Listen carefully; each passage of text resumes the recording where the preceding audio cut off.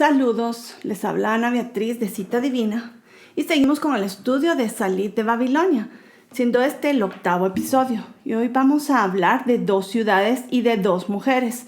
Las 2 ciudades son Jerusalén y Babilonia, y las 2 mujeres, la novia y la ramera. Comencemos por las 2 ciudades, Babilonia y Jerusalén, que están de principio a fin de la Biblia. Y por supuesto, estas 2 ciudades son lugares geográficos, pero también son símbolos de algo espiritual, y eso es lo que veremos hoy. Y al final de los tiempos, estas 2 ciudades se van a enfrentar en una batalla final, pero la guerra no va a ser convencional, sino espiritual. Pues la guerra será en el alma de los hombres, porque cada uno tendrá que decidir con cuál ciudad se aliará, ya sea Babilonia o Jerusalén. Y ya hemos hablado de Babilonia, así que comencemos por ahí y veamos lo que representa. En primer lugar es la Torre de Babel, que es el origen de Babilonia, es la Torre de Babel, y lo que representa es la rebelión del hombre en contra de Dios. Es el deseo del hombre de hacerse un hombre famoso, es decir, buscar la gloria propia, y también alcanzar el cielo, que es el deseo del hombre de ser un Dios. Y el imperio babilónico representa la cabeza de todos los imperios del hombre, tal como Dios lo reveló en el sueño de Nabucodonosor. De eso ya hemos hablado. Y esta es Nabucodonosor, o sea, la Babilonia es la cabeza de los grandes imperios que le siguen, que es Persia, Grecia, Roma y finalmente el reino del anticristo. Y este imperio babilónico representa la mentalidad de los reinos del mundo, y todo esto viene de Babilonia, y es un sistema que le gusta estar en control y por eso somete y domina. Y por último voy a hablar del sistema de Babilonia, que es diferente al imperio, y en Apocalipsis Babilonia representa un sistema que establecerá el gobierno del anticristo, y es un sistema que abarca no solo lo político, sino lo económico y aún lo religioso, y vendrá a controlar el mundo. Y esto vamos a tomarnos un episodio para hablar solo de esto. Y ahora vayamos a la otra ciudad, que es Jerusalén. Y al principio de la Biblia, Jerusalén aparece de forma velada, porque no se le menciona por nombre. Sin embargo, su presencia ha sido constante y relevante también. Y tal vez la primera mención es en relación al Monte Moria, porque ahí es el Monte Moria. En ese momento no se llamaba Jerusalén, pero es el lugar donde después se fundó Jerusalén. Y el Monte Moria es el lugar donde Dios le dijo a Abraham que fuera a sacrificar a su hijo Isaac. Y cuando el Señor detuvo su mano en ese acto de sacrificio, le presentó un cordero sustituto. Y a través de eso, de esa experiencia, el Señor le mostró a Abraham el plan de redención cuando Dios mismo va a entregar a su propio hijo, el Cordero de Dios para salvar a la humanidad. La Biblia dice que Abraham vio eso, vio el plan de salvación. Y sobre ese monte, el Monte Moria, se va a construir el templo de Jerusalén muchos años después, y allí va a estar la ciudad de Jerusalén. Y otro punto importante de Jerusalén es que Dios escogió a Jerusalén sobre todas las demás ciudades y le puso su nombre como señal de que le pertenece. En Primera de Reyes 11 dice: Jerusalén, la ciudad que yo he escogido para poner allí mi nombre. Y en el Salmo 132 dice: porque Jehová ha escogido a Sión, la quiso para habitación para sí. Este es para siempre el lugar de mi reposo, aquí habitaré porque la he querido. Miren el sentimiento de Dios en relación a Jerusalén. Y después ya sabemos que Jerusalén se convirtió en la capital de Israel desde tiempos de David. Él la escogió y la nombró, la reconoció y la asignó como la capital del pueblo de Israel. Y también hoy, en el Estado moderno de Israel, también ha sido Jerusalén designada como la capital de Israel, aunque por supuesto se la han querido quitar. Y también es importante Jerusalén porque en el milenio, allí va a estar el trono de Jesús en Jerusalén, y desde ahí va a reinar sobre todo el mundo el Señor, y el Salmo 48 la llama la ciudad del gran rey. Y también en Jeremías 3 habla que en Jerusalén va a estar el trono, y dice: en aquel tiempo llamarán Jerusalén trono de Jehová, y todas las naciones vendrán a él en el nombre de Jehová en Jerusalén, ni andarán más tras la dureza de su malvado corazón. Todos van a ir a servir al Señor en Jerusalén, y ahí no se acaba, porque aún después del milenio, Apocalipsis dice que vamos a ver a una nueva Jerusalén que va a descender del cielo. Y allí es el lugar donde Dios estará con su pueblo para siempre. Y en Apocalipsis 21 dice: vi la santa ciudad, la nueva Jerusalén, descender del cielo, y oí una gran voz del cielo que decía: aquí el tabernáculo de Dios con los hombres, y Él morará con ellos, y ellos serán su pueblo, y Dios mismo estará con ellos como su Dios. Y así que, en resumen, vemos estas dos ciudades, que Babilonia representa el reino del mundo. Por el contrario, Jerusalén representa el reino de Dios. Y ahora vayamos a ver lo que la Biblia dice de las dos mujeres. ¿Quiénes son estas dos mujeres? Bueno, estas mujeres son la novia y la ramera. La gran ramera, le dice Apocalipsis. Y por supuesto leemos estas dos descripciones y no podríamos pensar en dos mujeres más opuestas, ¿verdad? Y tal vez muchos pensarían que una representa a la iglesia y la otra al mundo. Sin embargo, la descripción en la Biblia revela otra cosa. Y resulta que ambas representan al pueblo de Dios, con la diferencia de que una es fiel y la otra se prostituyó. Esa es la diferencia. Y antes de entrar a describir a las mujeres, comencemos con la figura del compromiso matrimonial en la Biblia, porque sobre esta base vamos a entender la diferencia entre las dos mujeres. Y remontémonos al tiempo en que Dios redimió a su pueblo de la esclavitud de Egipto, y Él los llevó en el camino al pie del monte Sinaí, y en ese lugar especial les hizo una invitación. Y eso está en Éxodo 19 y dice: ahora pues, si diereis oído a mi voz y guardaréis mi pacto, vosotros seréis mi especial tesoro sobre todos los pueblos, porque mía es toda la tierra.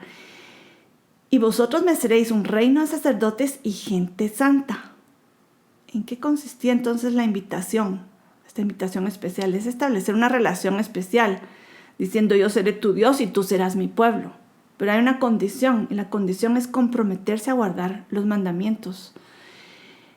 Y en la Biblia este compromiso entre Dios y su pueblo se ha comparado con un pacto matrimonial entre Dios y el pueblo de Israel en una forma simbólica.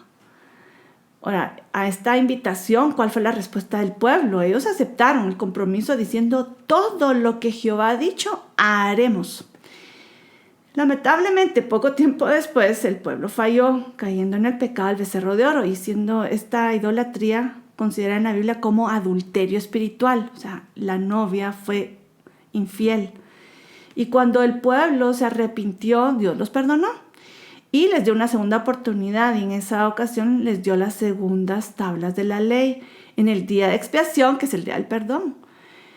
Y la realidad es que todos le fallamos a Dios, porque no hay un justo ni a uno, dice la Biblia, y Dios permitió esto para que sepamos que todos necesitamos de Él. Y en Romanos dice lo siguiente: porque Dios ha encerrado a todos en desobediencia para mostrar misericordia a todos. Todos pecan y todos deben recibir la misericordia de Dios y pasar por el proceso de arrepentimiento también. Y sabiendo que todos fallamos, Dios dispuso a hacer un nuevo pacto, o tal vez sería más correcto traducirlo como pacto renovado. Y veamos en qué consiste. Esto está en Jeremías 31 y dice lo siguiente: he aquí vienen días, dice Jehová, en los cuales haré nuevo pacto con la casa de Israel y con la casa de Judá. No como el pacto que hice con sus padres el día que tomé su mano para sacarlos de la tierra de Egipto, porque ellos, en este compromiso que estamos hablando, porque ellos invalidaron mi pacto, aunque fui yo un marido para ellos, dice Jehová. Aquí está la figura del compromiso matrimonial. Pero este es el pacto que haré con la casa de Israel después de aquellos días, dice Jehová. Daré mi ley en su mente y la escribiré en su corazón. Yo seré a ellos por Dios y ellos me serán por pueblo. ¿Cuál entonces es la diferencia del nuevo pacto? ¿Por qué se llama nuevo? Los mandamientos no cambiaron. Dios no se equivocó con la ley. Quien se equivocó fue el pueblo al pecar y serle infiel a Dios. Entonces, ¿qué es lo que necesita cambiar? ¿Qué es lo nuevo del nuevo pacto? Lo que cambió es el lugar donde está escrita la ley. Antes estaba en la piedra, pero ahora dice, daré mi ley en su mente y la escribiré en su corazón. Si la ley viene de adentro de nosotros, es más fácil ponerla en práctica. Ya no nos cuesta, porque se ha convertido en parte de nosotros. Ahí viene la gracia de Dios para hacer lo que tenemos que hacer. Y bueno, entendiendo esto del compromiso, regresemos a las dos mujeres, a la novia y la ramera. Y ya mencionamos que la mujer en la Biblia es símbolo del pueblo de Dios. Y con esta base, bueno, comencemos con la novia. Y en la Biblia, la novia no es la que está probando a ver con quién se casa yendo de novio en novio. Más bien, la novia ya escogió, la novia es la que ya está comprometida para casarse. Y en un sentido espiritual, este compromiso consiste en la decisión de serle fiel a Dios. Y parte de eso es guardar los mandamientos. Y esta fidelidad y obediencia está simbolizada en el vestido de la novia, tal como dice en Apocalipsis 19. Dice, gocémonos y alegrémonos y démosle gloria porque han llegado las bodas del Cordero y su esposa se ha preparado. Y a ella se le ha concedido que se vista de lino fino, limpio y resplandeciente, porque el lino fino es las acciones justas de los santos. Aquí dice que el lino fino, que es el vestido de la novia, representa las acciones justas. Y no se trata de obras de beneficencia o de caridad. Más bien dicho, es una acción justa es hacer justicia. Y la justicia está definida por la ley. ¿Qué es lo que es justo? Lo que está en la ley. En otras palabras, es poner en práctica la ley de Dios, que también se conoce como la Torá. Y en el proceso de la novia, este proceso que pasa la novia, lo vemos claramente en Efesios, donde habla de lo que Jesús hizo por su novia. En Efesios 5 dice que Cristo amó a la iglesia y se entregó a sí mismo por ella, para santificarla, habiéndola purificado en el lavamiento del agua por la palabra, a fin de presentársela a sí mismo una iglesia gloriosa que no tuviese mancha ni arruga ni cosa semejante, sino que fuese santa y sin mancha. Veamos acá que primero viene la salvación, que es por el sacrificio de Jesús en la cruz. Dice, Él se entregó a la novia. Y después dice que después viene el lavamiento por la palabra, y es la palabra nos va limpiando nuestra vida, y la novia va aprendiendo en ese proceso a vivir como digna esposa de Cristo. Este es el orden, y es interesante porque Isaías 61 también habla de este mismo proceso, y se los voy a leer. En versículo 10 dice, en gran manera me gozaré en Jehová y mi alma se alegrará en mi Dios, porque me vistió con vestiduras de salvación primero, y después, ¿qué? Me rodeó con manto de justicia, como a novio me atavió y como a novia adornada con sus joyas. Primero viene el manto de salvación y luego viene el manto de justicia para vivir como Dios manda. Y la obediencia es el adorno de la novia. Y ahora vayamos a ver lo que dice la Biblia de la ramera, este otro personaje. Y recordamos que esta mujer también debía ser parte de la esposa, pero fue infiel, cometió adulterio espiritual yendo tras otros amores. Y en Apocalipsis 17 revela con quién cometió la infidelidad.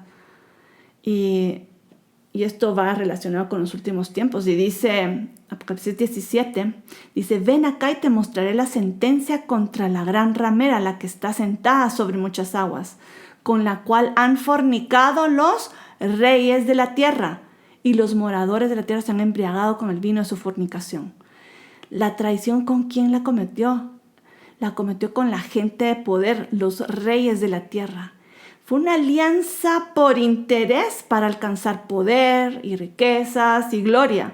Y la ramera dejó el orden de Dios con tal de hallar gracia con los poderosos y obtener sus beneficios. Pero ¿a qué costo? Ganó el mundo, pero perdió a Dios.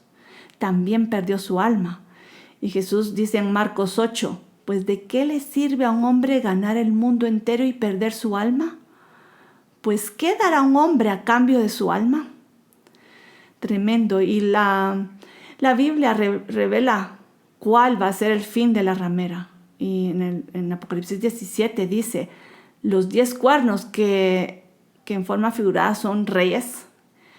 Dice, los 10 cuernos que visten la bestia, estos aborrecerán a la ramera y la dejarán desolada y desnuda y devorarán sus carnes y la quemarán con fuego. Este es el final que va a tener la ramera. Y los mismos reyes con quienes se prostituyó, ellos mismos la matarán de una forma grotesca. Su mismo pecado la destruirá. Y así como la novia tiene su vestido de lino, también la ramera tiene un vestido que la identifica. Y eso está en Apocalipsis, está en Apocalipsis 17:4 y dice, la mujer estaba vestida de púrpura y escarlata, adornada de oro, de piedras preciosas y de perlas, y tenía en la mano un cáliz de oro lleno de abominaciones y de la inmundicia de su fornicación. Tenía un vestido, pero ¿cuál era el color? Escarlata y púrpura. Y esto es significativo, ya que esos eran los colores distintivos que usaban los reyes en la antigüedad. Y lo mismo aplica a los adornos, es como las piedras preciosas y la copa, y las perlas y la copa también de oro. Esto es algo distintivo de la realeza, pues solo ellos pueden financiar tal extravagancia. Y aquí la riqueza que exhibe la ramera muestra con quién se estaba acostando. Por otro lado, muchos relacionan los elementos de la ramera con ciertos elementos de la Iglesia Católica, tal como las sotanas rojas y moradas de los obispos, o como el cáliz de oro que usan en la comunión. Y ciertamente aplica en el sentido que la Iglesia como institución unió fuerzas con los reyes del mundo para poder obtener poder, riquezas y gloria. Sin embargo, quiero aclarar que esto no solo aplica a la Iglesia Católica, sino a todo creyente que actúe como la ramera de cualquier denominación que sea. Y hoy en día podemos ver muchos de esos ejemplos, así que no podemos solo señalar en un lado. Y hay mucho más que hablar sobre la ramera, pero eso lo voy a dejar para el próximo episodio. Pero antes quiero cerrar señalando la conexión de estas dos mujeres con las dos ciudades. Y aquí cerramos este tema. Y la Biblia dice que la ramera se identifica con Babilonia. Y en Apocalipsis 17:5 dice que en su frente había un nombre escrito, un misterio, y decía Babilonia la grande, la madre de las rameras y de las abominaciones de la tierra. Entonces la ramera se identifica con Babilonia. Por el contrario, la novia está vinculada con Jerusalén, tal como dice Apocalipsis. En el capítulo 21, versículo 2 dice, y yo vi, Juan, la santa ciudad, la nueva Jerusalén descender del cielo de Dios, dispuesta como una esposa ataviada para su marido. Y unos versículos más adelante dice, ven acá y yo te mostraré la desposada, la esposa del Cordero. Y me llevó en el espíritu a un monte grande y alto y me mostró la gran ciudad santa de Jerusalén que descendía del cielo de Dios teniendo la gloria de Dios. Aquí claramente relaciona la novia con Jerusalén. Y Apocalipsis nos presenta la combinación de estas dos ciudades y de las dos mujeres. En cuanto a Babilonia, dice que va a caer y la ramera va a morir. En contraste, vemos que Jerusalén se convertirá en la gloriosa capital del reino de Dios para la eternidad, y Dios y su pueblo juntos para siempre. Y como conclusión debemos saber lo siguiente, que cada persona tendrá que decidir si va a ser parte de la novia o de la ramera. La pregunta es, ¿con quién te identificarás? La decisión es de cada uno de nosotros. Y en el próximo episodio seguiremos hablando de la gran ramera, porque veremos cómo ella será parte de una alianza con el anticristo para formar una religión mundial. Así que aquí los dejo y nos vemos entonces en la próxima. Bendiciones a todos.